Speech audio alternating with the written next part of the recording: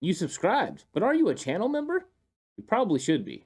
You get extra additional content, Madden gameplays, you get early access to tons of different videos, as well as what do we call those things again? Oh, that's right. Live membership only live streams. That's right. Only for members, only for you. You get all of our time and not just football, Ant. Yeah, lots of other stuff as well. So go ahead and click the join button right now and join the 49ers Cutback crew. Get some cool emojis also. Oh, yeah, that as well.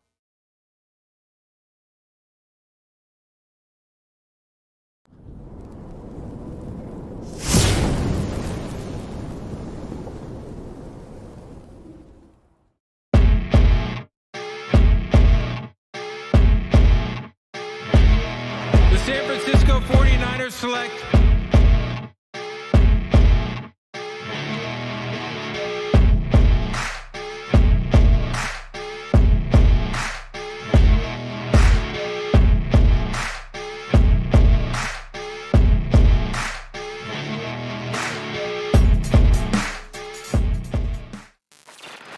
It is time for War Room. This is going to be absolutely exciting. I can't wait. Chapman is here. Aponte's here. Wow, this is going to be crazy. This is going to be absolutely insane. And chat, look, at the end of the day here, you guys are going to get a little bit of a say here on what's going on. So how this is going to work is you guys are going to be voting down right now in the comment section in the live chat feature. You're going to be voting for which of the gentlemen you want to see start off as the general manager for this episode. Every round they will flip. GM will have final say on who the pick is. And each of us, myself, yourself, Aponte, and Chapman, all of us are going to be making a pitch for a guy we want to see for the 49ers draft at that spot in whatever round, wherever we're at in this thing. So this is going to be a lot of fun. But Ant, before we can get too far into this, we got to introduce the Cutback. Yeah. The guys, they got to know what's going on here. And gentlemen, welcome. It's absolutely incredible to have you both on. Mr. Chapman, let everyone know what's up, where they can find you, and why you should be the GM of all people. Well, one, I believe I am the John Lynch to Jay's Kyle Shanahan. So I want to ride, I feel like he was the one that got asked on first and he brought me on. That's how I want to see it. Right. But anyway, I want to say thank you guys. I love what y'all are doing, y'all are killing it right now. Listening to you guys nonstop, I feel like, which is a great thing. So want to say thanks for letting us come on 49ers Rush podcast, wherever you listen and or watch YouTube, whatever, that's where you can find us. And this is going to be fun. Hopefully we argue a little bit and ruffle some feathers. It's going to be a good time. Absolutely. And Mr. Aponte, my guys, first time we're getting to have you on the channel. Absolutely stoked and excited to have you here. Let everyone know where they can find you. And also, make the case. Why should it be you? Why should the Cutback crew go with you to start? Appreciate you guys, and this is always a big thing for anybody to ever ask my opinion on anything, let alone something as important as what the 49ers are having to do right now. At the same time, while John said that I'm the Kyle Shanahan to his John Lynch, I might make the move that he's the Kyle Shanahan to my Jed York. Maybe sometimes I want to get away from those things, and I want to make sure that I line things up the right way and just make sure that I put it in the hands of better guys. No, look, it's all about team needs, all those things, and we'll talk about all those things as well. But you can follow me on Twitter at Jason Aponte 2103, on YouTube, Jason Aponte, and the Sprint Right Option podcast with the amazing, brilliant, underrated Andrew Pasquini, anywhere that you get your audio podcasts. Yeah, and I just want you both to know I'm about to be the Adam Peters. I'm about to slam this table over and over until I get my Ambry Thomas. I want my guys. Well, hey there. Hey, you know what? That leaves me as the odd man out, and I'm A-okay with that. I'll be the dark horse. It's fine. Look, we're excited about this. Absolutely stoked to have you both on it and be doing this. And chat is absolutely lit right now. The votes are going insane. We're going to give you guys about 30 more seconds to make those final votes and put those final things in. But gentlemen, I guess the thing I should start with for both of you is for both John and Jason here. What do you think is the biggest need going into this draft for the San Francisco 49ers? John, we'll start with you. I want to say make Trey Lance comfortable, right? Like if you want to throw a position out there, that's fine. Interior offensive line, whether you want to go depth at wide receiver, like that's what I care about more than anything. Most years you probably look at how can you make the whole team better? And I think that's a great question. And free agents wise, they did that. Right now, I don't care about anything else. Trey Lance needs to be comfortable. That's what I want. Absolutely. And 49ers, George, you're a psycho. You're a psychopath with $100 super chat, my guy. I'm pumped. Too many legends on the show. Straight jacked. Let's get it. And you know what? George Let's get to He is. Yeah, Let's he get is. to it with Jason here. Jason, what do you think the biggest need is? And I mean, I think it's an interior offensive line. Like John alluded to it a little bit, and he just made the move. But when you look at the actual, what is what's going into this team as a solid, it's left tackle. We think Alex Mack is coming back. We don't know that Aaron Banks will be as good as he is, even though he's sliding into his natural position. Daniel Brunskill has a chance to come back. Do we even know if Mike McGlinchey is going to be ready to go, no matter what John Lynch sidesteps on any question that I asked him on the combine? So we are going to find out. Like, I think that obviously the way that this team builds is within the trenches on the defensive side and on the offensive line side. So I think offensive line is going to be your biggest need because you have your defensive line largely intact and you can still make moves to improve those on the same way. But you already have that intact. The offensive line needs a little bit more. I have a question for you. At pick 61, is offensive line a target? Because you wonder if there's enough value for the offensive line at 61, or is that more of a 93 or a 105? What's your guys' feeling on offensive line at 61? Because I've been kind of feeling that they need to go impact player. Well, that's an impact edge rusher that's going to, get after the quarterback, or a big-time receiver that can help the quarterback. But I do want to know what your guys' opinions are, because I think 61 is kind of an interesting place to pick.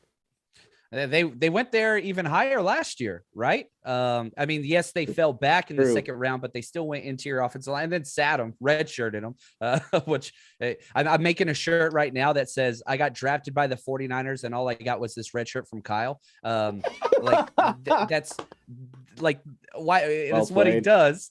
But yeah, 100% you can go there and it would not be bad. There are some targets there, which depending on the mock draft simulator we use, guys like Dylan Parham, I don't want to get into too many names right now, that, oh man, just get me excited. Get me really excited.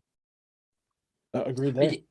Yeah, and I think that edge was the first thing that I walked away from when we were scouting at the Senior Bowl. You looked at a bunch of some of those edge guys that, like, there's some of the best in the world right now at this point, and that was where I would walk away with somebody. But at this point, I think the 49ers will play best player available because they do have needs outside of just edge.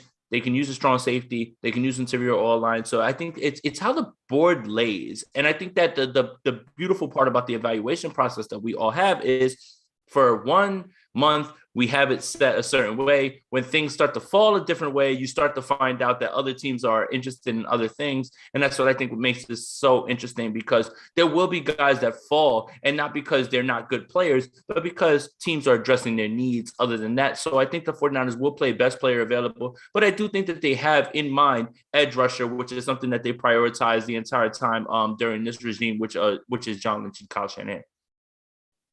I like it. I like it a lot, and I think both things are spot on, and I can see that happening as well. But you know what? Enough talk. Okay. Cutback Crew has voted John Chapman. You will be starting off as I didn't the want GM. 61. Dang it, that's where you get 61. You get it, my guy. It's all you right now, John. Pressure I'm is gonna on. make everybody mad. You're never gonna invite me on this show again. I'll show you. Hey, listen, we got an interesting one here. We're gonna use PFN mostly because it was easy for the overlay graphic for myself. But besides that, it is what it is, right? We're going to feel guys are not valued or not ranked in any places on any of these mock draft board sites. So again, it's all about making the pitch. It's all about stating the reasons why. We're going to get into this. John, you're going to be the gentleman that's going to be on the clock officially for this. We're going to let this thing roll. We're going to see who is available. And as you can see some of the guys coming off the board right now. Aiden Hutchinson went 1. Kavion went 2. We just saw Tyler Lindenbaum go at 7. 6? Who went 6? That's what's important. 6 was Evan Neal. Just saying. Just saying, Panthers. Hey, Zion Johnson off the board there at 17. That's true. They didn't have one. They didn't have much one. John, and there was a trade up. There was a trade up from Malik Willis. Yeah, that dude. There was a trade up from Malik Willis. So I'll pause that real quick. Malik Willis was the Seattle Seahawks. Seahawks, they're trading up at 3. I hope and pray that is the case. It's either that or Baker, and I'd be very happy with that. I like Malik John, Willis. you don't like Malik? I do. I just don't think that he could fill in behind that terrible offensive line. If Russell Wilson couldn't be a playoff team, Malik Willis sure as hell can't his first year. I just think I like Malik Willis a lot. He's my first quarterback. He's going top 5. I firmly believe that, and he should. But you put him on a bad team, he needs time and he needs to develop. And I don't think he can do that with that depth. I just don't see it. John, did you get the memo? When you get selected at 3rd, you have to sit a year. Oh, So that's I don't true. think Malik Willis is going to start. I think you're going to get Drew Lock, and you'll be fine with that. Let him take the bumps and bruises because he's the guy who has been in the league. So, but There you go. Okay, so gentlemen, we do have a trade offer. It is from Are we the allowed Denver to do trades? Is that okay? I'm not going to make it crazy. I mean, you're the GM at the end of the day right now. All You're right. going to get a final say on it. So I'm just going to let you know what the trade is, and then we can look at best available players. So the trade is pick 61 for San Francisco. Denver Broncos moving up 3 spots from 64, and they're giving up pick 232. So that's what the trade offer is. That's what they're giving. That's what they're offering to San Francisco. It's absolute hot garbage. I'm aware. It's not a great trade. 232. Come on, man. 232. Here is best available on the board here. Here's best available on the Jason's board. about to lose his mind. He is about to lose his Ebikadi's mind. available. What are we doing here? Oh, dude. All right. And All Christian right. Watson. What are we doing All here? right. All right. This is going to be all right. So here's the deal. And this is, let me say this. This is the problem and the benefit of doing all these mock draft simulations, because guess what? Stuff happens. Creed Humphrey fell to pick 61. Never should have lasted. He's incredible. Anyway, you can go down the list. DK Metcalf fell. All these guys fall. So that will happen. Having said that, you don't like to plan for these situations. And I understand most of the listeners right now, I can't see your chat, but I guarantee you everybody's talking about Christian Watson. That's a beautiful thing. If he's there at 61, what did I say? Make Trey Lance comfortable. Having said that, I'm telling you right now, I'm not taking Christian Watson. I'm not taking him because I don't think that's a realistic approach. And whenever we get to our draft and we do make a pick at 61, yes, I say we when I talk to 49ers. I spend a lot of time talking about them. Everybody's going to be pissed off because you didn't get Christian Watson or Samson. Sorry, not Samson. Ebiketie, who's incredible. So I'm going to be a little harsh here. Y'all can be pissed off at me all you want. That's okay. I don't think those two are reasonable options at this point. If they are there, I would be very happy.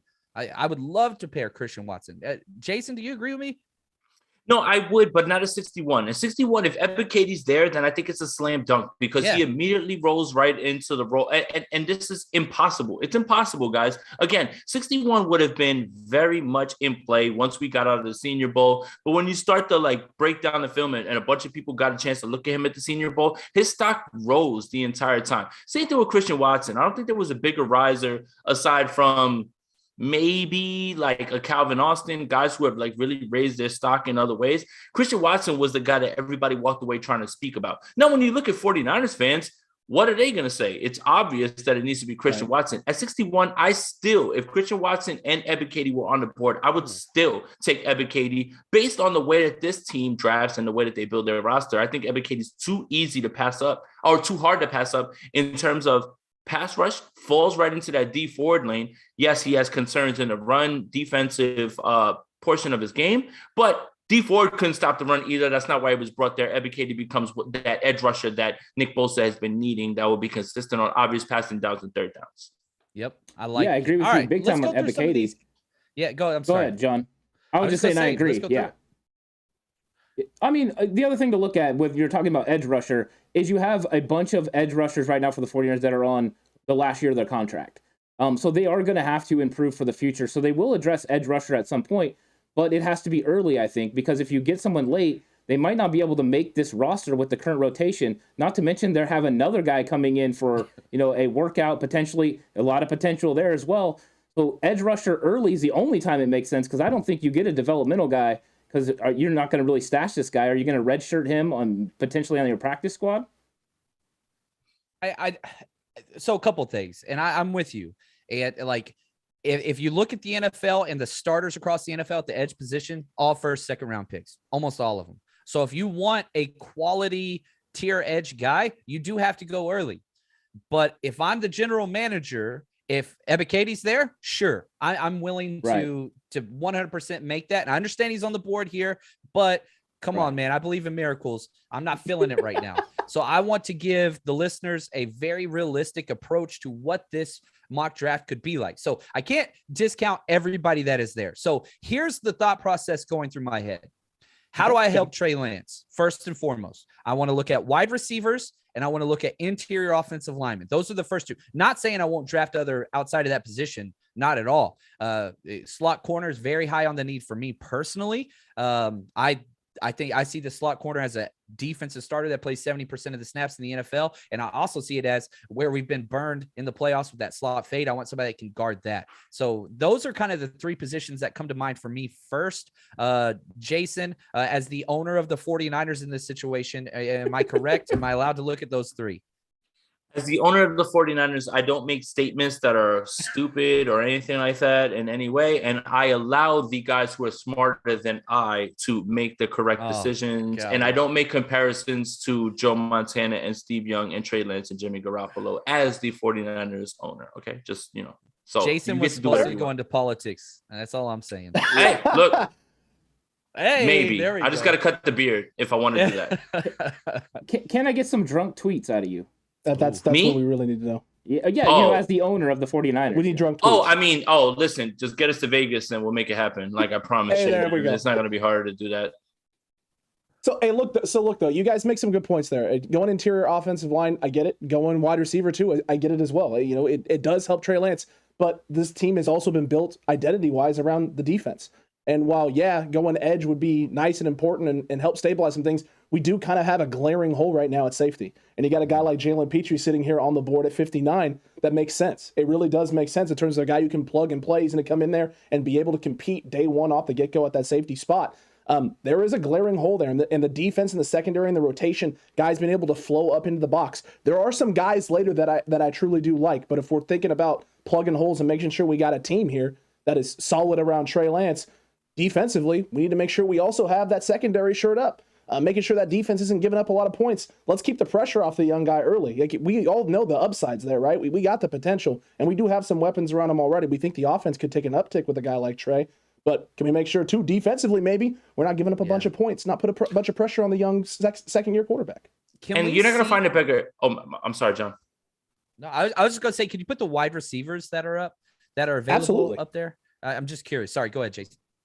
No, you're not going to find a bigger Jalen Petrie fan than I am in terms of what he does. 18 tackles for loss. You're talking about a guy who's a star player, can play down and he's literally Jimmy Ward, and you could flip those guys as you know, free safety and strong safety. There is no real designation for those guys. Those guys float around. They do whatever they want. But I'm telling you what I think from the 49ers point of view, and maybe I don't even really agree with this. And we're just talking about where we are on the board right now. They believe that they have enough with Tarvarius Moore. Odom, I think that the Odom move is a little bit more than special teams than people want to believe because of the money that was allocated to this man. Okay, so he's played strong safety. You have Tarvarius, right? And the tape, right? Like you have Tarvarius Moore. You have Odom, right? But Ebiketie kind of just lends itself to the philosophy that this team has kind of had in terms of, well, maybe you're a little bit soft in a certain spot in the secondary, but guess what? Quarterbacks can't throw the ball when they're on their back. And that's what Ebiketie would bring for, Nick Bosa. And when you line up Kinlaw and Armstead, you're talking about this is your turbo pack or whatever it is, your third down, your obvious passing situation thing. It's Ebiketie he's got his concerns in the run defense, but at the same time, when you put pressure on the quarterback, your secondary doesn't have to really cover. And this 49ers team, this regime, has largely addressed the position later on. They've never really looked at cornerback and other places in the secondary as much as they have in the trenches. So I'm just trying to put myself in the thought process of what's going on in that room. And when you're looking at like getting pressure, Ebiketie right now for me is the move. Just for me in terms of the way that the 49ers have moved in this entire regime. Asante Samuel Jr. was on the board when the 49ers were picking 100%. last year, and they said, "Oh, let's trade back." 100%. And that's my thing is, look, they are obviously on the side of pressure over coverage right now. And that's what it is. They can identify coverage guys later on that will be fine, but they're not looking for like a straight up lockdown guy. I think they feel like they've got it with Tarvarius Ward. I can't judge the move until we see, it being played. He had a great season, but if I'm putting myself in their position, they're going to address the defensive line position, and they need another pass rusher. Ebukam can come in. Here he is on certain downs, and they have other guys, Jordan Willis, all those guys who can kind of just like fill in here and there. But Ebiketie fills in with that D4 role that made that defense so dominant in 2019. That's where I feel like they're just going to try to just gravitate to. But again, I think we all agree at 61, Ebiketie not going to be there. He's just not going to be there. I like it. And I will say this, when Jason and I start our first boy band, Pressure Over Coverage will be our first single, just so you know. So just solid. Get that ready for you. Solid. All right, let's see. Can we see the interior offensive linemen, namely centers? Absolutely. But I know everybody kind of marks that weird, so we can bounce back a little. Lindstrom's there, Juergens there. That is awesome. Go over Sean Ryan's there. I like Sean Ryan out of UCLA. He played left tackle for him. I mean, the guy was awesome. Not sure about the center thing. I'm going to stay away from that. He's a little big. I like Cole Strange. So I immediately, I like Donovan West there. Here's what my thinking is. I'm going to discount the interior offensive lineman at this point because a stud didn't fall. And I know that they're going to this one's going to have some other guys in there, but I'm going to wait on the interior offensive line. I saw a lot of guys at wide receiver. I want to focus this pick on wide receiver. I don't know. Are we doing polls? What's happening here? Hey, what's the process? No polls. It's going to be you, but hold on a second. Here's a question. Ant, is there a receiver on here that you thinking is a better fit than potentially Watson? You already know where I was going to go. It's John Mechie. I love John Mechie. It's true. I love John Mechie. So I would instantly gravitate towards John Mechie. I think he would fit what the 49ers are trying to do. I have often thought they needed somebody to stretch the field. That's not what Mechie would do overall. I just think he would fit the makeup of what they want to do with the addition of Ray McLeod and all that. So he's somebody that jumped off. But there's other players right there that are available too. Like I love David Bell as well, and I wouldn't be against any of those guys. So I think this is actually a nice spot for a wide receiver. All right, so I'm going wide receiver. Now I have to preface this so the hate mail that comes to my house is just correct. You know what I'm saying? Again, if I would go, this is the order I would go. If this was the actual board, I would go Ebiketie 1. I would go Christian Watson 2. I do not believe either one of those two guys are available. So I'm discounting those to give a little bit more of a realistic option. And some people are going to say, well, this isn't a realistic option either. But there is a wide receiver there that I am going to take. And it is not Mechie, even though I love him. This guy led the entire NCAA in missed tackles forced. He is elusive to the point that he fits exactly what Kyle Shanahan wants. Sky Moore, wide receiver, Western Michigan. Okay. I love this kid. I absolutely love what he brings, whether it's contested catches, whether it's route running, which him and Brandon Ayuk would be battling week 1 for best route runner on the team. And I think the reason why I put such a premium on wide receiver, also Kyle does, I think it's 9 out of the first 40 picks that this front office has had is all wide receivers. And that doesn't even count the Emmanuel Sanders trade. So Kyle Shanahan loves him some wide receivers, and he still doesn't have the depth that he wants. If Ayuk or Debo, for some reason, have something go wrong, I get a little worried. And so make Trey comfortable. We don't want to throw to Travis Benjamin any longer. And so this would be a positive. Travis Benjamin's incredible. He had his time. I think it's just time to get him some quality. Look at Jason shaking his head at me. No, I'm shaking my head because Travis Benjamin just heard what you said. Like he tweets me. Well, here's what's great. Travis Benjamin retweets me and subtweets me and then deletes it a day later, which I might leave it up there, man. Like, and I don't know. I would have never said anything bad about him until he started tweeting at me. And then I'm like, all right, that's fair. Well, I think it was something along the lines of like, why is he here? Like those. That came after he started it. Okay. He started it. I like that guy. I said something positive about him once. Sky Moore. I want Sky Moore. That's Sky Moore. There it is. All right, so Sky Moore is going to be the pick there. I like that there. Not a bad option. There really wasn't a lot of terrible options there for us. There was a lot of good players, solid players, and I think a lot of guys. I know Jason's like sitting there going, guys, no, these dudes are not going to be here. What is happening here? What are we doing, PFN? What are we doing? So look though, John, you just made the pick. Sky Moore is the selection. Christian Watson just went off the board. Don't look at that. Don't look at that. Ridiculous. Earlier, right? Christian Watson's going at 30 at least, the latest by the time the Chiefs. I would love to have him though. I would love to have him. Yeah. Oh, and don't disagree there at all. So look, gentlemen, Mr. Aponte, roles are reversed. You're now the GM in control. It is going to be on you here for pick 93. Can I get a few seconds so I can get a little drunk and send some drug tweets real quick or whatever? Sure, like it? Why not? You guys like it a juice? Is that what we're doing? That's what we're looking for. That's exactly what we're looking for. If Petrie's still on the board by the time we get back there, he just got taken. He just got taken. Keep going. John Mechie's gone. He's gone. True. All right, we're at 93. We are at 93. Now, there are 2 trade offers here. I'm just going to lay them out for you. One of them is the Rams, which we're just not going to do. That's just off the table.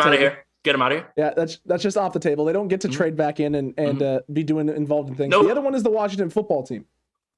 Or the Commanders? What are the Commanders commanding? They're commanding not anything great. It's pick 93 and pick 262. So they want Mr. Irrelevant. They're going to give us pick 113 and a 4th round pick in 2023. Oh, kick them out, man. No, thank you. I love it. All right, we're good. We're good, Dan. We're good. We're out of that situation there. And here's the board. Here's best available. This is what we got up here now. So I might have made a mistake. Khalil Shakir. You see Khalil Shakir sitting there right now at this point. Okay. Why? What are you saying, John? I'm just saying there's a lot of wide receiver depth, and I think there this are. Is one of the things that's why I wouldn't away. have.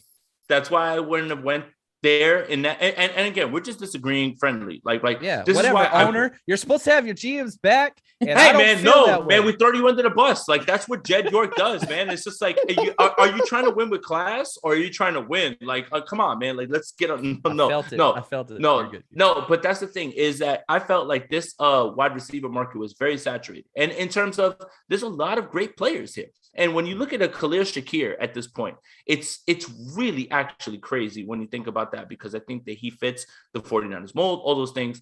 And again, the 49ers are going to address the wide receiver position in this draft. Like, let's not sugarcoat things, because as of right now, they only have 3 wide receivers under contract. Brandon Ayuk, Deebo Samuel, and Ray-Ray McCloud. Now, Juwan Jennings still hasn't signed his tender. I fully expect him to be back. But now you're talking about 4. And now you have to find a way. Again, when John talks about if somebody gets injured, you're in a bad spot. You're in a very bad spot. So again, it's all about finding all of those fits and things like that. So there's plenty of wide receivers to be had here. It's not a bad pick with John. It's just, again, I would have waited just a little bit longer, in my opinion. That's all. What do we have as best player available right now? So best player available is Sam Williams out of Mississippi, the edge rusher out of Mississippi. He's still on the board. After no that, way he makes it that far. I would agree with you on that. He's got that sexual assault. Oh, thing that's in right. His past. There is that. There is the off the field thing. So that is possible. Film wise, I agree. I agree. Greg Dulcich out of tight end of the UCLA. Alec Lindstrom, the center out of Boston College. Nicholas Petit-Frere out of Ohio State. Kirby Joseph, safety out of Illinois. Justin Ross out of Clemson. Verone McKinley. Caleb Ellaby. Excuse me there. And then we have Calvin Austin III, Isaiah Thomas, edge out of Oklahoma, Channing Tindall, Matt Waletzko, offensive tackle North Dakota, Tyler Beatty, Jake Ferguson, Cade Otton, Eric Uzukanma, Bailey Zappi, James Cook, Darian Kennard, and then we start getting further and further down. So we both made the same face at the same time. I could get everybody mad right now and take James Cook. I could get everybody mad and just take it. No. This is true. It isn't your podcast, but there's no way you should be taking a running back here in the 3rd. You guys know better than this. No. We do. They're not going to do it again. I know for a fact that Kyle Shanahan watched James Cook's tape and was just like, oh my God, can we find a way to get our hands? But look, we're in the interest of keeping it where the board lays and things like that. Look, you guys are right. Williams has those things, but we're going to pick the best player on the board right now. And if he slides to this position, then I would expect the 49ers to have done their due diligence. But I will tell you this. If he slid this far and the 49ers pass on them, it's because they've done their due diligence and because they care more about players and what they have going on, right? Like, I think they got burned after the Reuben Foster thing. That's somebody that they wanted super bad, right? So literally in the same draft, you have the parallels of the one guy that you know is not going to be a problem, Solomon Thomas, ever. And then you took a chance and you swung on Reuben Foster, who ended up being a problem. So how much is that really shaped the way the 49ers really look at some of these guys, right? And the interview process. And exactly. I agree. And the one thing that I think I learned at the combine when we were talking about evaluating players is the human factor. The one thing you can't really scout, okay? You can scout measurables, how fast they are, how high they jump, how they look on tape. but what's the human quality and how much do you put in stock of that? And I think the 49ers really do put a huge stock in that because they don't want to have guys who are going to be in problems off the field. And if you are, you're out of here. But at the same time, how much of that should really go into what you're doing if the player can develop, if you feel like the player can help you? So that's the dichotomy the 49ers have. Let's just say right now, and this is, again, it's not my podcast, but we're going to do best player available. If Sam Williams is there, that's it. You take him right now and you take him immediately. So you've addressed the wide receiver position with a great prospect that John has had, but now you've got Williams here, which I don't believe that he'll fall. From everything that the NFL has told me in the last few years in terms of the way that they look at off the field stuff, I don't think he's going to fall that far. Maybe some teams will pass on him because they don't want the headache. But I kind of noticed the way that the NFL owners and the teams are, right? Like, look, Deshaun Watson got paid. You know why? He's a great player. Do we know what's going on off the field? Yeah. No. Does that look sketchy? Yes. But you take a chance on guys like that, right? Because it's a high reward, right? And you feel like as an organization can always rein those guys in. At the same time, if we're just talking about straight up on the field tape stuff, because we can't quantify all that stuff, I haven't had the chance to talk to Sam Williams. I don't know what the hell his story is. I don't know what's going on. But if we're talking about fit and all that stuff, this really makes this pick easy for me because Sam Williams is way underdrafted at this point. 4.4640 at 260 pounds. No, not going to happen.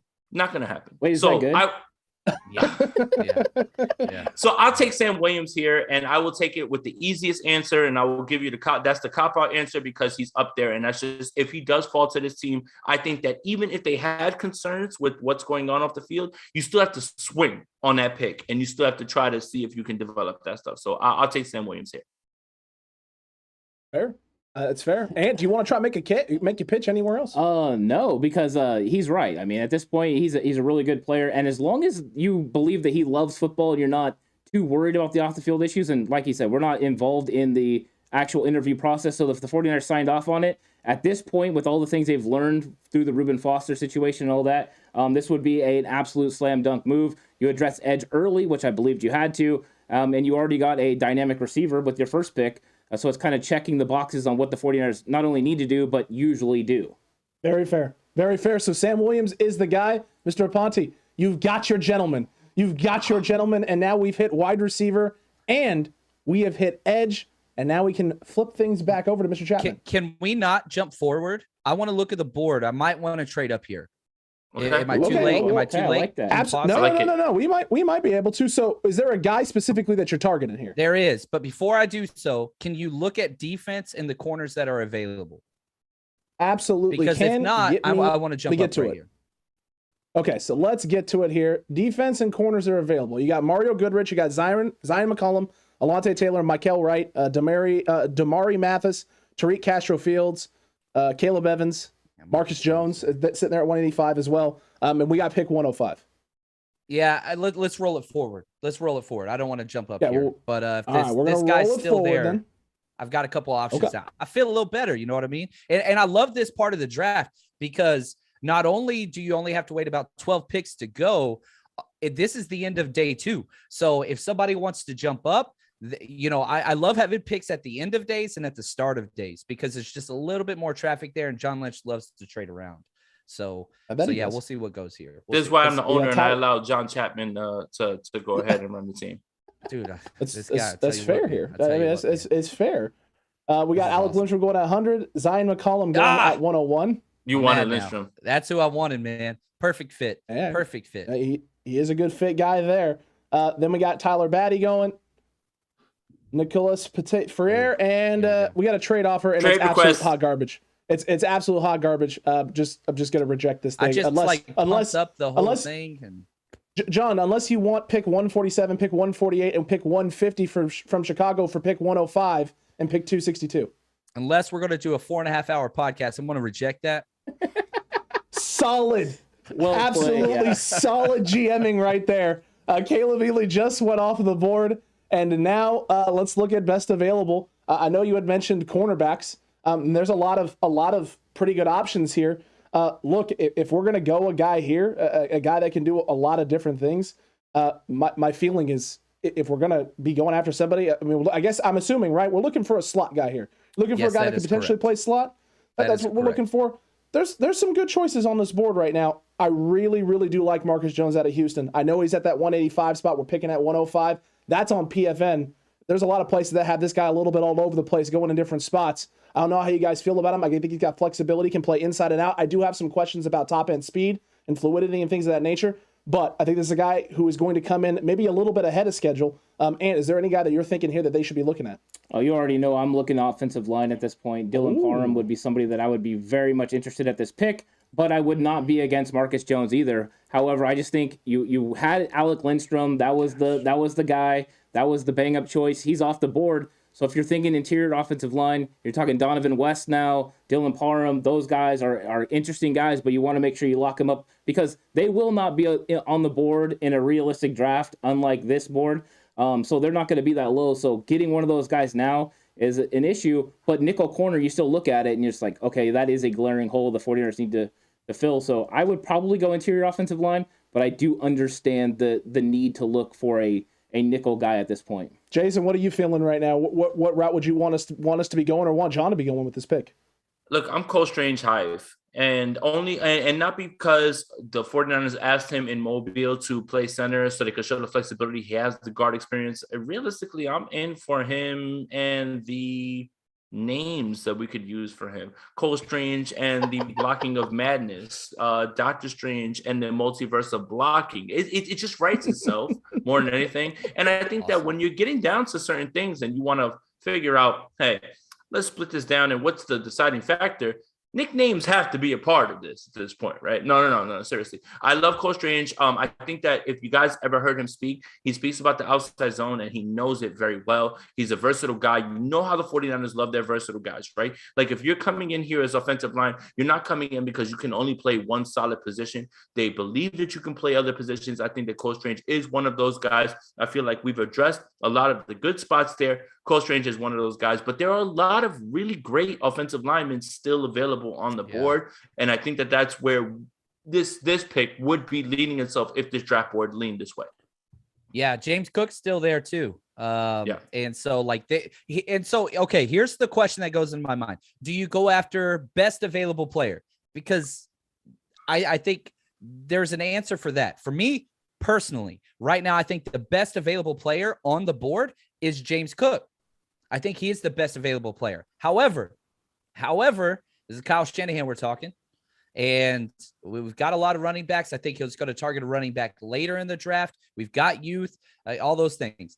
Again, my two questions: what makes Trey Lance more comfortable, and then, or can I get an immediate starter? Because I think any of these guys that you draft in the interior offensive line probably not going to start week one. We never saw Aaron Banks. We saw Banks for oh goodness, help me out. Not Banks, Jalen Moore for one game, and then he got beat out. Like, if we draft an interior offensive lineman, they're probably going to sit. So I'm going to kind of curve a little bit here.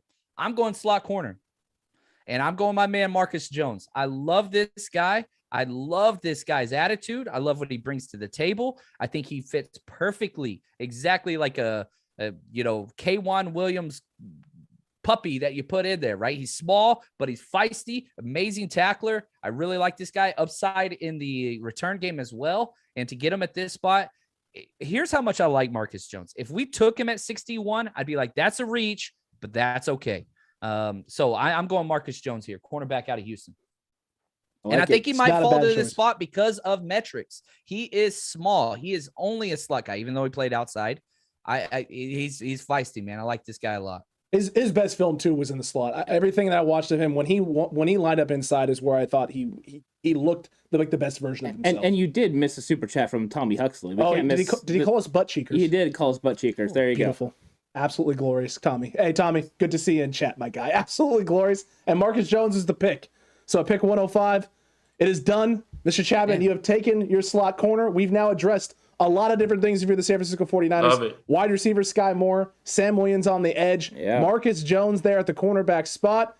Mr. Aponte, it's going to be flipping back to you, sir. It's going to be flipping back to you. You're going to be making or be involved and in charge of who we go with next and who the next gentleman is. Again, Niners not on the board again until 1-34. So we got a little bit of time here. He's We'll going let this thing punter. roll. Spoiler alert. I was about to say, first of all, 49ers, you're welcome with what you've gotten. And second of all, Matt Ariza is the pick immediately. And when you bring Matt Ariza in, you don't cut Mitch Wisnowski. You let him sit for a year so he can learn. And when he learns, that's when you make a move off of Mitch Wisnowski. Sorry, There guys. you go. I can't resist. Then why are we even doing this? Just get right to the pick. I think that's I can't the most resist. solid thing I've heard so far.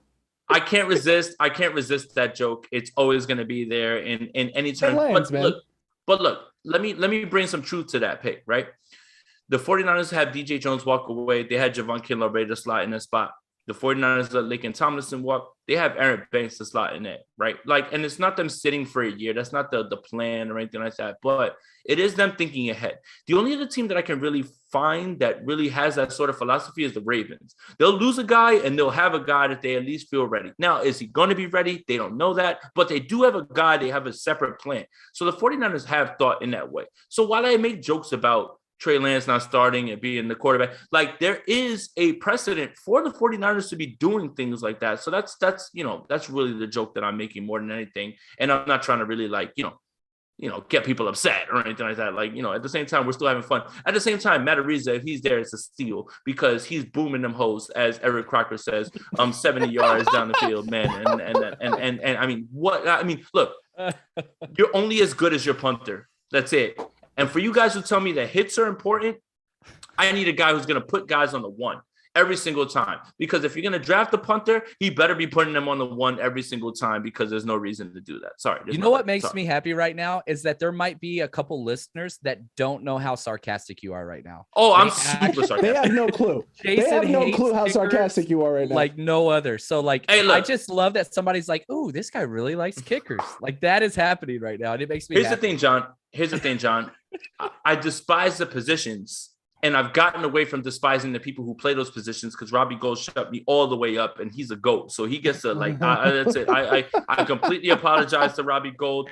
He gets everything. He can do whatever. Matter of fact, retire his number, put it up in the rafters at this point. Like, I'm just talking about the position itself. It shouldn't be overvalued, and we have a trade on the board, it looks like. We did, but it was another one that was a bunch of hot garbage. It was like 40 picks away and then a 200 pick. It was great. It was absolutely glorious. So first and foremost here, Jason, what are you thinking? Cole Strange just went at 131.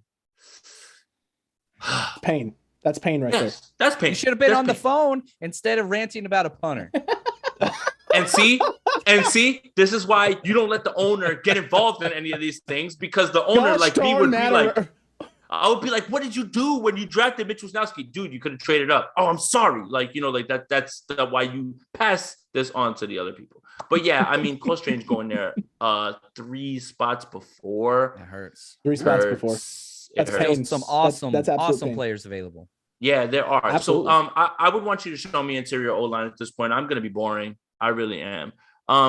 So we've got, oh man, I mean, I feel like this is easy, and there's no way he's on the board at this point. Like, for me, John's doing this the right way.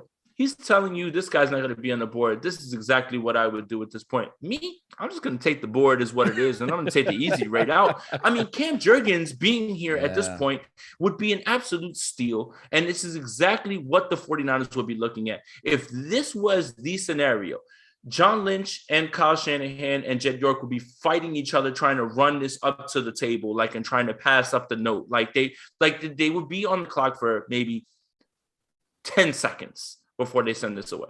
And there are things that the 49ers need to address, but I think Jurgens is too good to pass up here. I don't even really want to give too much in terms of speaking about this, because it's too perfect. I think Jurgens works here, and I think this is the exact, right now, what 49er fans are getting from this is, you're getting some insight in terms of who we like and things like that.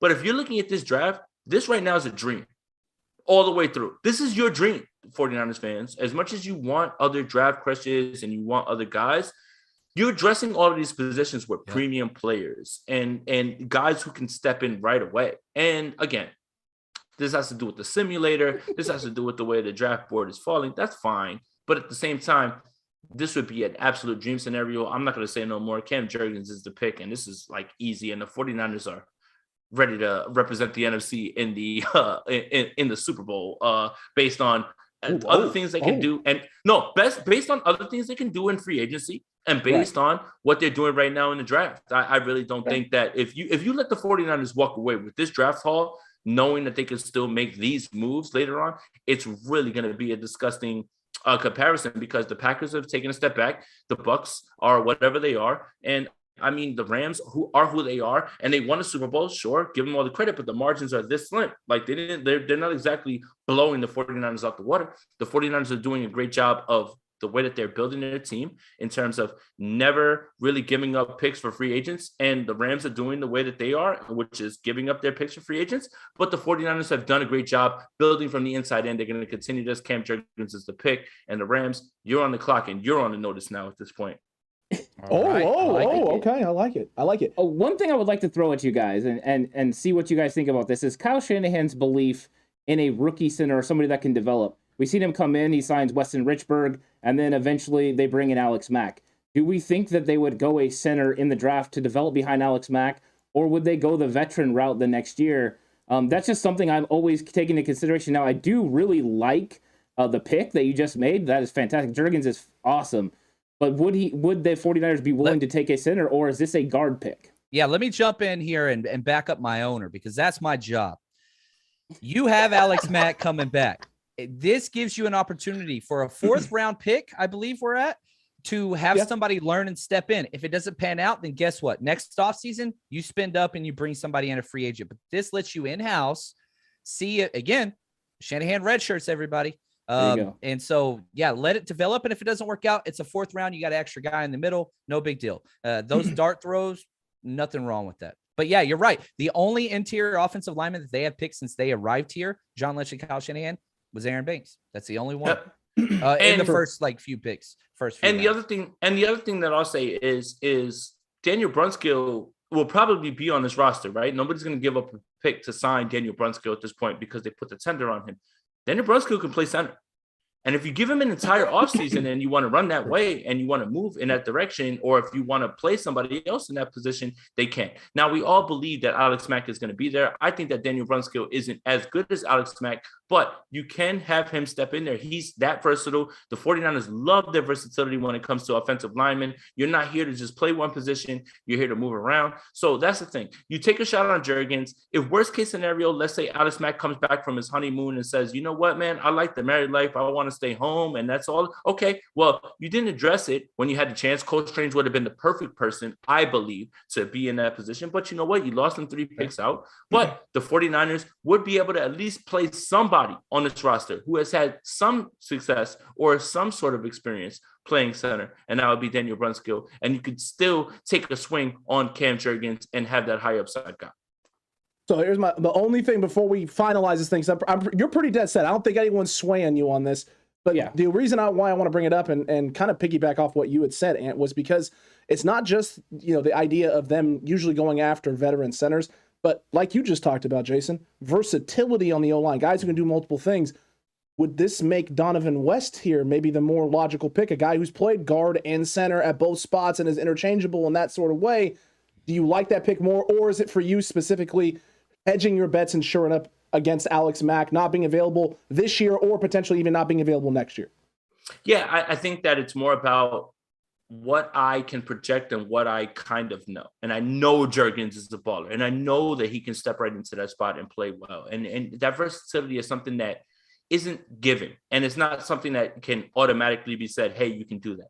Like, for the same people that tell you that somebody who played left tackle their entire time can flip to right tackle and play, no, completely 2 different things at this point. Yep. So yes, you would love that versatility. You would. Again, if Cole Strange was here, I would take Cole Strange over Jurgens, and that's a controversial opinion, because I'm literally telling you in one breath that I would take the guy with the versatility over the short bet, but I'm not going to take the versatility over this short bet, which is Jurgens at this point. And especially when center's a more premium position than guard.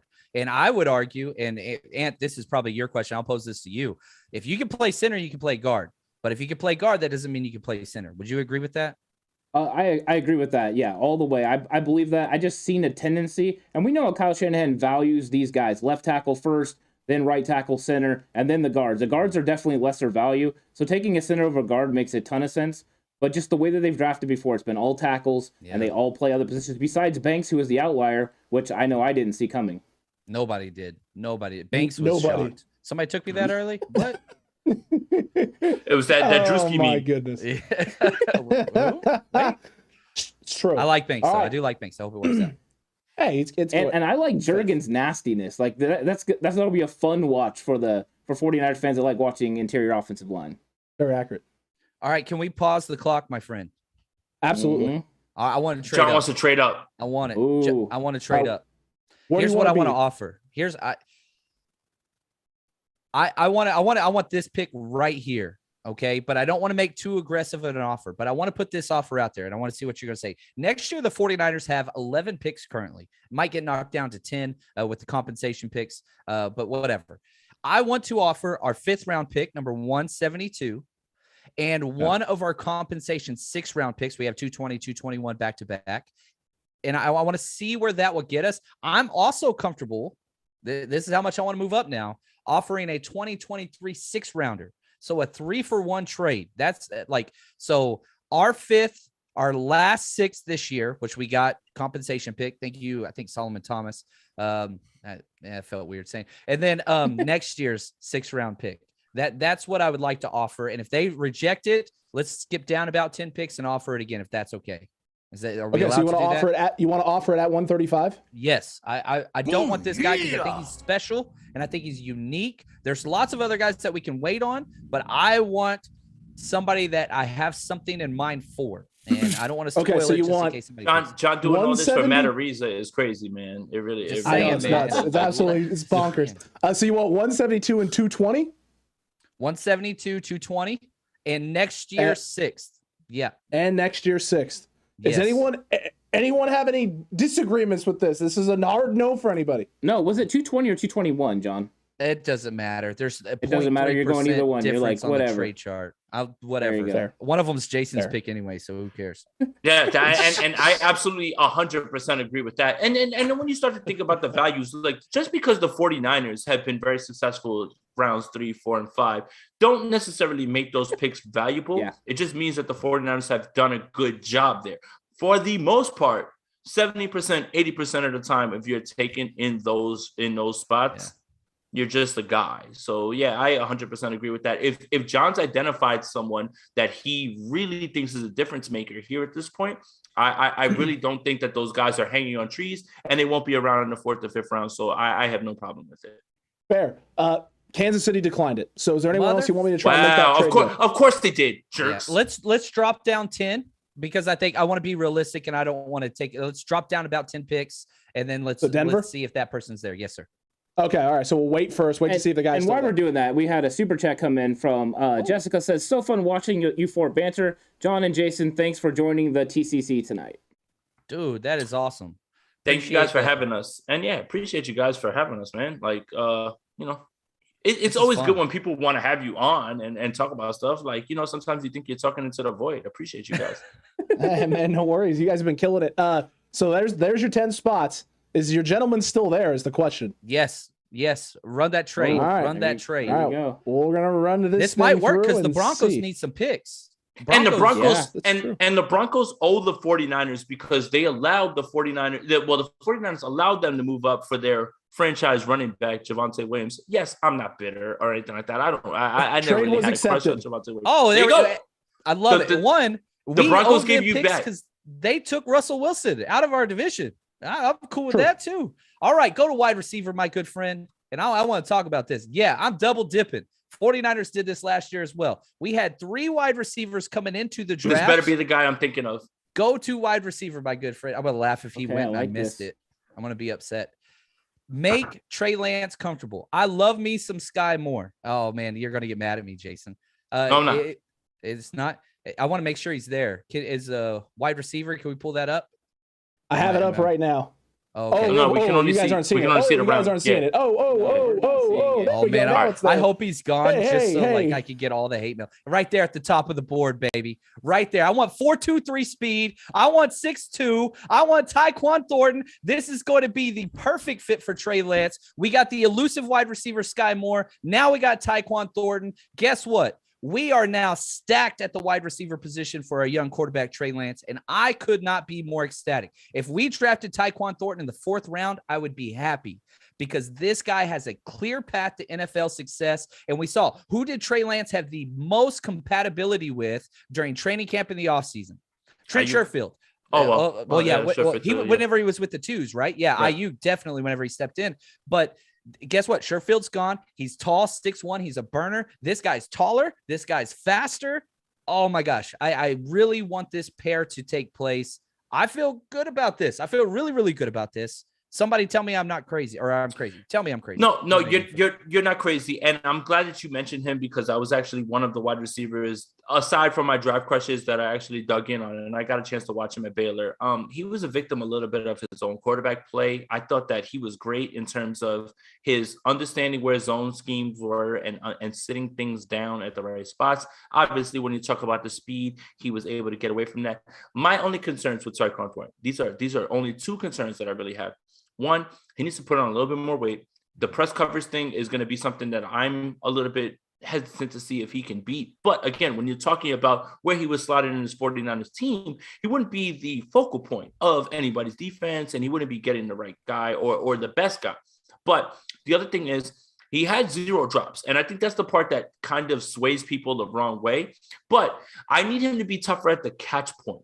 What I mean is when the ball's up and a defender brings his hands through, you need to be able to be tougher and bring those things in. And I think that, but when you're talking about Tyquan, how he fits, where does he fit, and the speed, I think that right now that's a great pick. And I love Tyquan Thornton. Those are my main concerns. It's not about speed. It's not about being able to get open and understanding defenses, because I think he's great at that. It's about, can you beat press coverage and can you make those tough catches, because those athletes get better when you get to the next level. But again, there's going to be many times where Tyquan Thornton's on the field to clear things out. Literally take 2 guys with him and open guys up. So there's going to be spots for him. And then when that gets to get old, then all of a sudden you have to bring somebody else down and guard Ayuk, and he'll have his shots. So I love this pick. I think it's a genius move for you here, John. Man, one more thing I do want to say about Tyquan Thornton that I really like. I went through every single combine wide receiver and added their height, their arm length, and their vertical to try to determine as close as we can to catch radius. This dude's 6th highest in the entire NFL draft. And so if you add all those things up, that's 143 inches. This dude's getting flat-footed. He's getting up there. I mean, this dude's a jumper. So I'm still here, guys. Jump ball, all those things. He's got all of it. So excited for this guy. I loved it. I'm very, very happy right now. Yeah, and I think when you're talking about what the 49ers need, a tall vertical receiver is what you really needed. That guy that could take the top off, let Trey use his big arm to stretch the defense. Everyone's been loading the box against Jimmy. Now with Trey, you have to take advantage of that. Marquise Goodwin, Travis Benjamin, this guy right here makes a lot of sense. You go ahead and put him in there. Now he has the height over the other 2 guys. The things Jason said is right. That was the things that I was concerned about, was the physicalness. He's going to be able to be stopped with press man coverage. The question is, can you use this guy in the slot? Occasionally, sometimes get him in motion so he doesn't have that defender right there, and then get him going vertical where he can take the top off. That'll be big for Deebo Samuel and George Kittle operating over the middle of the field. Yeah, and listen, Chad, I took a peek at Shaq too, just to see they're not going to hate this pick at all, because they were sitting there going, you guys, regardless of the realisticness of Christian Watson, you should have just taken Christian Watson there because of the size and the speed and everything else. So look, realistically, right, agreed with you guys on this in terms of Christian Watson probably not being there at 61. If you want Christian Watson, you're going to have to move up. And one chat thing, and John, let's let you answer this. Is David Campbell said doesn't sound like a very good blocker though. Yeah, he's got some work there. There's no problem about that. He's and again, we got this guy. What round are we in? The 5th round, right? So whenever you get to this point, there's questions that you ask in the scouting room or in the coaching room. And so whenever coaches are sitting down trying to personnel out, okay, what do we do with this guy? At some point you get to the question of, and you always have a coach say this, don't tell me what he can't do. Tell me what he can do. How can this guy help us? And that's a very clear path. Speed, downfield, jump ball. That's what he can do. Okay, blocking. Well, guess what? This dude's big. He's tall. He's got length. He's got arms. We got to coach him up. We got to get him there. And so this isn't somebody that's pushing for starting snaps anyway. He's going to have a very clear, defined role early, and that's going to have to grow. One more concern that I have, but another positive that I have with Saquon. The concern is sometimes in and out of his breaks, he just needs to be a little bit crisper coming out of. But I would say this, in the goal line, towards that red zone, he has a knack for getting himself open. And again, I point back to the Baylor game against Oklahoma, in which he had a guy, well, he completely baked his guy. Maybe he wasn't as fast out of the break that I would have liked, but he won the route. He was wide open. The Baylor quarterback didn't put it on him. It ends up incomplete. Literally in that same game, they go to the other side and he does it again. And he's wide open by like 10 feet. And the ball goes up and he scores a touchdown. So while I love what he does in the red zone, my other concern, if I could throw one more concern on it, even though I love this pick, is just in and out of his breaks. Can you be faster? Can you show the same bounce, right? Okay, can you not telegraph that another route is going another way? So in the same way that I love this, and especially where you're getting Tyquan Thornton, you cannot beat this at all. So it's just those are one of the concerns. But again, when you're looking at the draft price, this is a slam dunk, I think, in my opinion. Agreed with you there. And we just had a super chat from Heather, $9.99 because Aponte is hot. So, Jason, appreciate the good looks, my guy. Yeah. Appreciate the good looks, my guy. Thanks for bringing the girls to the pod. Appreciate that, sir. Appreciate that in a big way. Hey, but look, in a big way here, at the end of the day, you guys aren't wrong on this. All of the concerns you brought up with Mr. Thornton there are all accurate. The release stuff, getting in and out of breaks like you talked about was one of my big critiques when we did our wide receiver stuff with him. So I think you guys are spot on this. And because you're spot on this, I think this is a very good risk that we're taking here.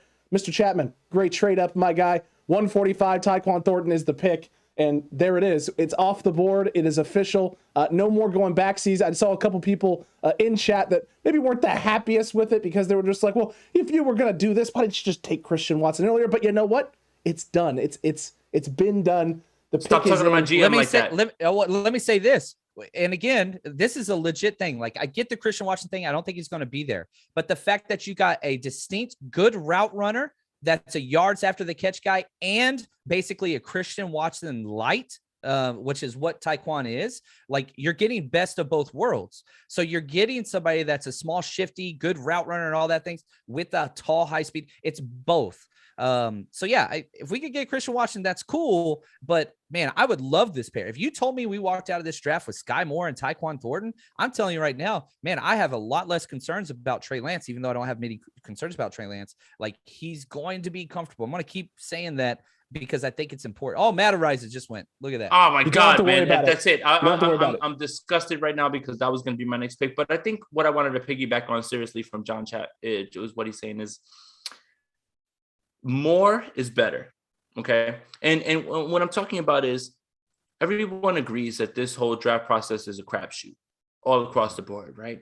And taking more than one heightens your chances of having one of those guys be the guy, right? So if you put all your eggs in the basket of Christian Watson, which Trey Lance, you guys have seen what Jamar Chase and Joe Burrow have done. I don't really like that comparison, in my opinion, just because they don't win in the same ways. These guys are completely different. And if you're expecting what Jamar Chase and what Burrow did to be what Trey Lance and Watson would do, I think you're setting yourself up for disappointment. But at the same time, when you double your chances at the position, you have a chance, you have a better chance. And for everybody who tells you the draft is a crapshoot, what's wrong with having more than one option at that spot? And the 49ers have shown a propensity to that. Again, especially when we think about there are really only 3 wide receivers that the 49ers have under contract: Deebo Samuel, Brandon Ayuk, Raven McLeod. Juwan Jennings is probably going to be back after that. River Craycraft is not here to save you. Trey Taylor's on the Bengals. Richard James is on the Giants. You've got to fill this out. And when you're filling this out now, you're filling it out with guys who have higher upside and more to add to this team, as opposed to guys who just have played the position, which is what the 49ers have done. There's no Mohamed Sanu coming down the way to play backup quarterback and be your big slot guy. right? Like No and, faith in Keyshawn right. Johnson, I hear. And also and also, you know, not that I'm bitter, guys, or anything like that. Drafting Jalen Hurd over Terry McLaurin is still never gonna leave me in a good spot ever in my life. So, you know, sorry, guys. Yeah. I liked Hurd. That stings. No, you did. You like the stings. fit. You like the fit. You like the fit. You liked where he was gonna fit in. But I was wrong. Just... I was wrong. I love Hurd too. So yeah. That one hurt. Oh, we're on pick 187 at the top of the list. What is oh my up, God, Jason? What 187? So what are you thinking here, Jason? What are you feeling? What are you feeling at 187? With what we've already addressed, right? So we've addressed.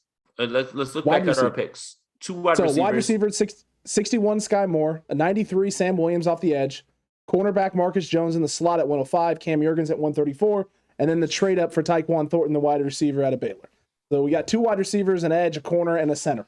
Let's go another wide receiver. Just my bad, guys. My bad. All right. Show me secondary and show me tight end. And okay, I'm gonna say tight end. I'm gonna say tight end, not because obviously anyone's gonna replace the top 1-2 guy in the game. We're not talking about that. Okay. But we do need to get depth here. This is a big selling point for me, is depth at the wide receiver room, because if we can go into this upcoming season with potentially Ross Dwelly or Charlie Warner not having to be someone that has to get relied on, I'm all for you here. And if we're going to go this route, if we're truly going to do this, I like Jalen Weidemeyer. I like the receiving option there. I think he's a big body guy. I think he's willing and capable to be able to block out in space.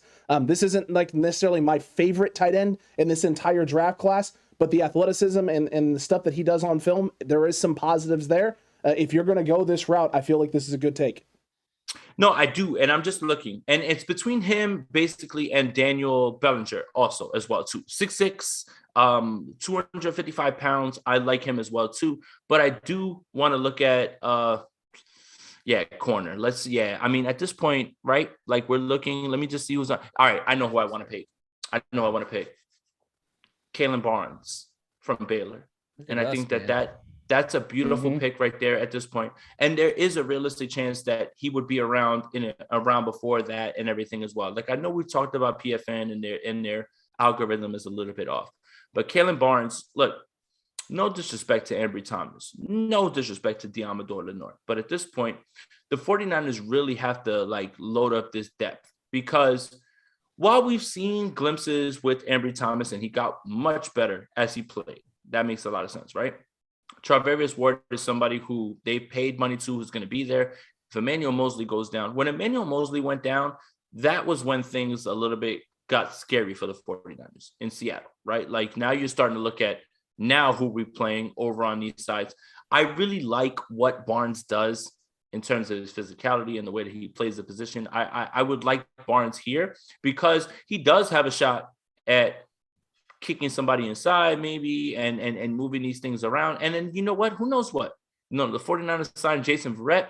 Jason Verrett's ready to go. Then you start maybe Ward and Verrett on the outside and Emmanuel Mosley's on the inside. And now you have enormous depth at a place that, while we said, and, you know, our first single for being the boy band between me and Chapman is pressure over coverage. But what's wrong with a little bit of depth over on the coverage side? And I would pick Kalen Barnes here. With Kalen Barnes, I think you're looking at an elite trait because he has speed. And when you're into this point, I think that's what you're looking for, is elite traits that you can develop into something else. If you're talking about skills and being able to play corner right now, play in and play out, he's going to get beat. And he's going to get beat a lot. He has the makeup speed to make up for it. But at this point, I think it's great value. And as soon as I seen his name on the board, I kind of knew that's where you were going. I like that way more than I like the tight end. In fact, I don't like any of those tight ends that were available because I don't think they can make the roster over the 4 guys that we have currently. So if you're not going to upgrade, they're a practice squad or they're playing for someone else's team, and that's not good for us. 100%. I think you said it much better than I could have ever said it, more eloquently. Well, thank you, Jason. I'll take that. Any other pitches you want to make, Mr. Chapman, or are we just taking Kalen Barnes? This is it. I like it. I like speed. You go for traits, find a way to get these guys late in the draft. That's where we are now, day 3. And this is where the 49ers have made some big hits because you find some good fits, whether that's through traits or scheme. You find a way. I like this. I like this pick very, very much. Very good indeed. And that's going to be the pick, gentlemen. Kalen Barnes from Baylor. off the board and into the arms of San Francisco. John, it's going to be back to you, and we got a little ways to go here. I think we're down now to 221. No, we got one more. Two more. One more each. Two more, yeah. So one more for John and one more for you. We got 221, excuse me, and 262. Can you pull up the running backs as we're going? Absolutely. Don't pause it. Just let it keep. I don't know if we got to wait. Just, let it get down there. My bad. I got excited. Let it get down there. Oh, no worries. I can still pull this up at the same time. I can roll in the background. Mr. Chapman, the pleats on your pants. I'm sorry. I'm just saying. It's the pleat. It's the pleats. It's the pleats. Don't act like you're not impressed. All right. Here we go. Now, as we get here, I think this is where we start to look at where the running back position is, and the late round running backs get some more depth in there. We talked about James Cook. If he falls, I would love to get that guy. There are two guys, not just one here. So I don't know if I want to pass it off, but Kyle Shanahan loves top 40 times. And if you don't take one, I'm taking one. See, I like that. There were only 6 running backs at the combine that ran sub 4.4. This is a very, very fast class. One of those is Ty Chandler, who ran a 4.38. The other is Isaiah Pacheco, who ran a 4.37. You are talking serious speed. Mostert's gone. That is 2 perfect fits. Me personally, very similar to the rankings here. I believe Ty Chandler is a better fit and a better running back. I'm throwing Ty Chandler out of North Carolina. That's who I want in this 6th round. One of my targets, speed. I want speed, man. It's fair. I mean, listen, I can't disagree at all, actually. No, not even a little bit, because Ty Chandler is another guy that's on my board high. Been falling in love with him more and more the more I go through stuff on his film. And no, you're right. I mean, he does fit the scheme, the way he runs. I like his patience. I like his ability to run both inside and out. Although I think right now he's a better outside runner than he is inside runner. I think he could develop. But you're not asking this guy to come in and take a big load. You're asking him to come in and spell. And this could be potentially an upgrade in the room, especially if Trey Sermon elevates. You have an upgrade at the room at the back end with JaMychal Hasty maybe being on the outs. Yep, and that's not a bad place to be. Not a bad place to be at all.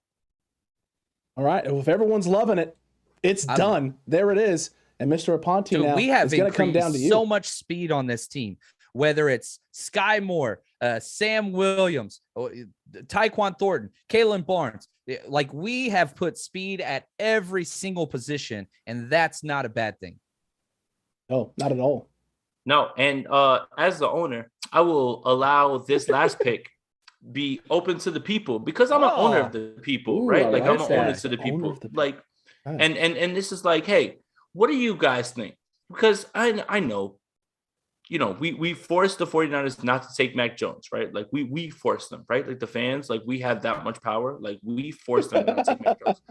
But I'm not the owner that Jed York is. I would love to pass this off to whatever the chat is saying in terms of, this is the last pick, right? What's on the board at this point? How many times has Mr. Irrelevant hit? And how many times has he been somebody who's an impact player? As an owner of the people, I would love to pass this last pick off to everyone. Let me know what you're thinking. We'll talk about it. Let's see. At this point, tell me what positions you think it is, or tell us what positions you think it is and what you think you should be looking at.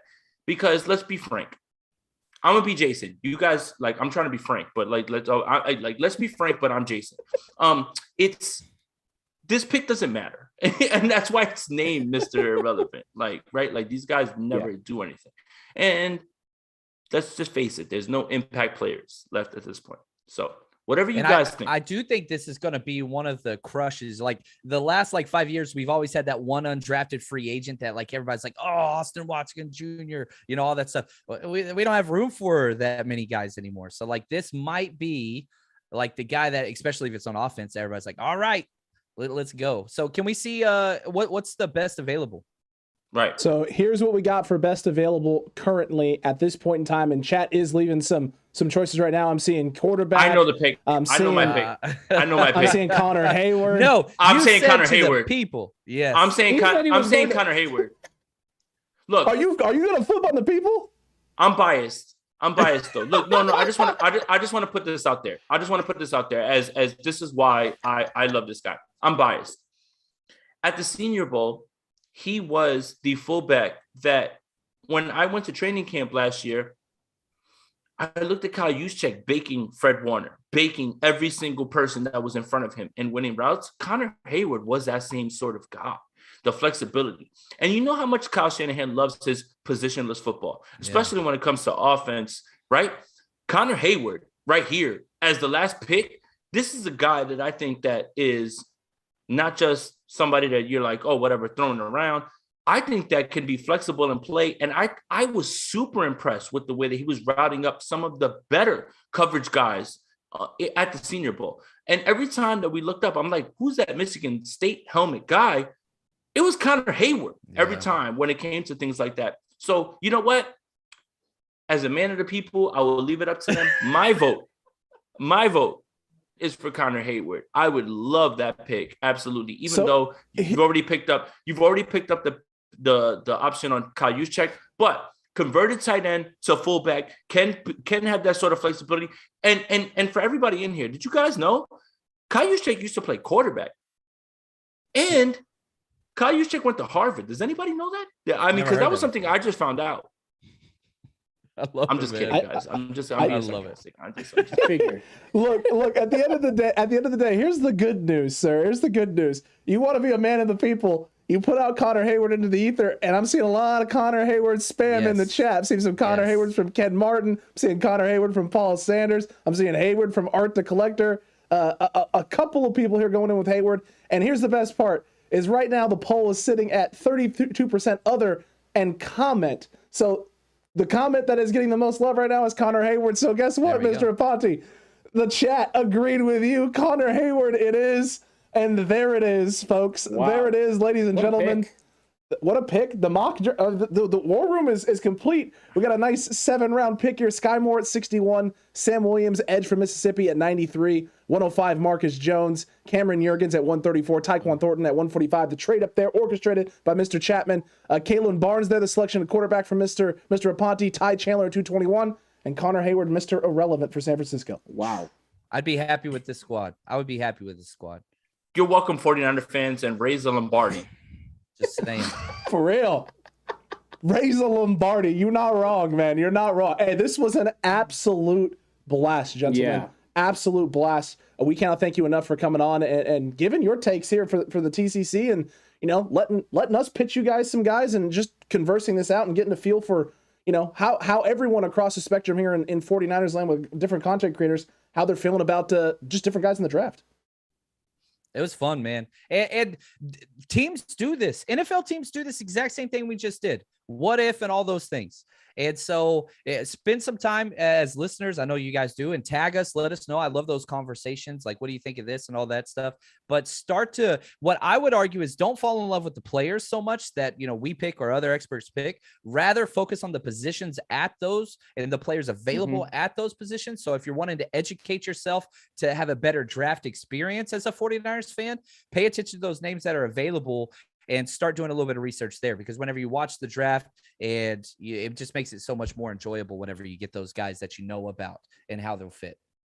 100%. And that's the fun part of this is we're just doing projecting. And I think the best part about this is checking your work later on after a year. Oh man, look, I love this guy. Where did he end up? I didn't like this guy. Well, he was better. And I think that helps you evaluate players better. And I think that's what people, the hardcore 49er fans and the hardcore football fans love, is this draft season thing. And this is why football is a superior product. There is no off season. There is no time where things get, slow or anything like that in your eyes if you're focused in on these things. And I think this was a fun ass exercise. I had a blast doing this with you guys.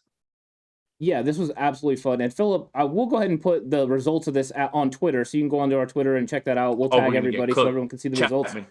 You ready? Yeah, but everything's on you. Jay Aponte passed on Christian Watson. Let's get. No, I didn't. What I did was I passed the responsibility off to, like, your owner said, I don't get involved in those things at all. And I was trying to be the people's owner. Goodness gracious, man. No matter what, man, at this point, we're just going to get cooked for whatever any sort of takes you put out there. And I think that's for any content creator out there, anyone who's watching, anyone who does this, and including you guys, you have to know that whenever you put an opinion out there, there's going to be someone that literally, when you say 2 + 2 = 4, they're going to go on Twitter and say, you're a moron because 2 + 2 = 5, and you just have to deal with sort of that sort of stuff. So The first time my grandmother was insulted by a follower was over a mock draft. So like, I just, that's where it Wow, goes. grandma's not even off limits. Not even off limits. So That's She insane. should have spent more time watching film. That's on her. well, yeah, make her watch the tape. Rich Madrid, shout Yeah, out to him, come man. on, girl. Watch the tape.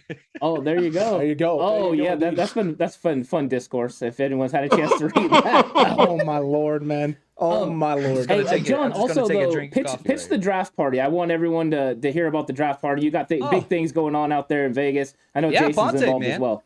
Yeah, Yeah. we rented out a club in Mandalay Bay for the NFL draft, which is going to be awesome. Fred Warner, Elijah Mitchell coming out. So we're going to be broadcasting the entire time, days 1 and day 2. And if you want to meet Fred Warner and Elijah Mitchell and party in Vegas during the draft, the whole idea was, how do we plan the best draft experience for fans? Screw money, screw everything else. Let's just create the experience. Let everything take care of itself. If you want to do that, head over to 49ersrushroadtrip.com and you can get your tickets there. Go check it out. I don't know. Jason's going to be there. If you think he's hot, you'll get to meet him. He'll be drinking. So maybe I got a chance. He's turned me down like 3 times in a row, but I'm still Hot shooting my dog. shot. So it's what it is. Look at this guy. Look at this guy. For real. Look at this guy. You ain't wrong. Well, it's And, about Jason. it's Go about ahead, man. Yeah. business. It's about business and pleasure and stuff like that. And you know what? Unfortunately, wow. I do enjoy John's company. I just don't see him in that way. That's all. Gosh. Fair. It's fair. Look, Yeah. everyone's got I'm offended. different flavors and different I'm tastes. offended. I get it. No, I'm don't be. Don't be, because I would hate to lose the relationship that we have over something that I would eventually ruin with That's my fair. toxic ass. And true. And also, this is important. My wife's going to be there this time. So I'm just saying. Such a saying. nice There you woman go. too. Also, if you guys want to meet John Chapman's wife, she's like one of the nicest people She in all the right. world. She all man. right. Yeah. I'd date She her. all right, man. And no, you know what John sounds like? He sounds like if for anybody who's ever seen the other guys, my wife's a big battle axe and a ball and chain, and you Will get to Ferrell. the house and it's Eva Mendes. Like Yeah. that's John Chapman. No, I seriously, did- John, who is this? Who Yeah, is I was tagging my my podcast on YouTube, and like suggested tags came up as John Chapman's wife. John I Chapman, saw 49ers that. wife. I was like, I what saw the that. hell? And so like I started doing research. It's got a lot of clicks. Like, all right, I appreciate that. No I guess. disrespect, John. Very nice none woman. taken. That's it. Nothing None taken. like that and everything. None Very taken. beautiful woman. You're a very lucky man. That's it. That's all, bro. This is where the war room went. All right. Here we go. How did we get here? I have Yeah. no idea how we got here. Mr. Aponte, make sure you, before we sign off officially for the night, make sure you plug where everyone can find you and where they can talk to you. Yeah, shout out to you guys for having us on, man. Appreciate that, man. Anytime anybody wants to pick my brain for whatever reason, I still can't wrap my mind around why anybody would care what I have to say. But thank you guys. I appreciate you guys. This is an amazing show. Make sure anybody that's here, obviously you're tapped in with these guys, but make sure that you guys are tapped in with them, please, in anywhere that they're at, whether it's Twitter, YouTube, any of that stuff as well too. Make sure you're tapped in with John. John's one of the nicest guys in his business and one of the most knowledgeable guys in his business, man. Make sure that you guys are tapped in with him as well too. For me, you can follow me on Twitter, Jason Aponte 2103. That's my fake burner account, as Eric Crocker likes to call it all the time, because I have numbers on it and everything. I just will not change it, because ever since Croc brought it up, that's going to bother him, and I love bothering Croc. That's the best thing I've ever done. And you can follow me on YouTube, Jason Aponte, and Patreon also is where I have some of my NFL draft breakdowns. That's the one that I did about Tyquan Thornton as well too. So if you guys want to see some exclusive content, and it's not feet or anything like that from OnlyFans or anything like that, it's actual Fair. football Thanks. breakdowns Appreciate and that. stuff like that. Yeah, man. Yeah. So I'm just having fun, man. This was a blast, love man. it. And thank you guys. And yeah, that's where you guys can follow me. Yeah, and I'm going to take a chance to plug something. We have a draft party going on as well in Northern California. We're going to be doing it in Galt, California at the Back Alley Brewery. If you're around Northern California and like to come party with us, we're going to have big screen TV set up. We're going to have it going the whole time, the whole draft, but also we're going to have our commentary there, so you can come hang out with us. It's going to be a good time. So if you're not able to go out to Vegas and you're going to stay around Northern California, come hang out with us. Absolutely. April 29th, it'll be 4 to 8 p.m. and it's gonna be a blast. Gentlemen, we cannot thank you enough. And for anyone that's a patron or a channel member, or if you want to hear just some of the aftermath and chat with us about what just went down with 49ers War Room, we're going to be going live for our patron and channel members only right after this. So make sure you stay tuned. You can join right now, hit that join button, come chat with us about what just went down and what just happened and why it went the way it did. But gentlemen, thank you so much. We cannot appreciate enough you guys taking the time out to do this with us. It was a lot of fun, and I imagine there'll be some more of this in the future, hopefully. Hope so. Thanks, guys. Sure. This is awesome. Appreciate All you right, guys. And we appreciate it. And Cutback crew, until the next one, stay safe. Remember, the right way Is always the 49ers way. You subscribed, but are you a channel member? You probably should be. You get extra additional content, Madden gameplays, you get early access to tons of different videos, as well as what do we call those things again? Oh, that's right. Live membership only live streams. That's right. Only for members, only for you. You get all of our time and not just football, Ant. Yeah, lots of other stuff as well. So go ahead and click the join button right now and join the 49ers Cutback crew. Get some cool emojis also. Oh, yeah, that as well.